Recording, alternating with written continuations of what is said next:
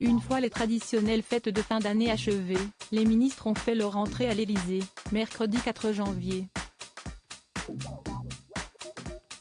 Invités par Gérald Darmanin à participer à un moment de convivialité, les membres du gouvernement ont pris leur petit déjeuner de reprise place Beauvau, pour leur première réunion de 2023.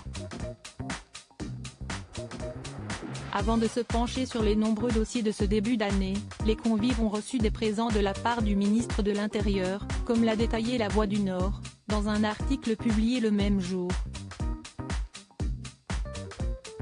Des chocolats de Tourcoing, la ville dont il a été l'édile, mais aussi des brouettes miniatures. Derrière ce petit véhicule à 2 roues se cache l'emblème de cette ville du Nord, dont il est originaire.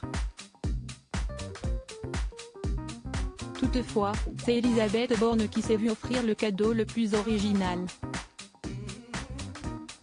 En effet, la première ministre s'est vue remettre une bourle. Elisabeth Borne, pourquoi un tel cadeau? Dans le détail, il s'agit d'une boule traditionnelle qui, dans le nord de l'Hexagone, est utilisée pour un jeu de précision du même nom. La bourle est principalement pratiquée dans les environs de Tourcoing et d'Ouattrelot, en Flandre et en Belgique. En picard, le terme bourreler veut dire tomber, observe de son côté le HuffPost. S'il semble impossible de déceler la symbolique qui se cache derrière ce cadeau offert par Gérald Darmanin, La Voix du Nord estime que cela pourrait s'apparenter à une métaphore de la réforme des retraites.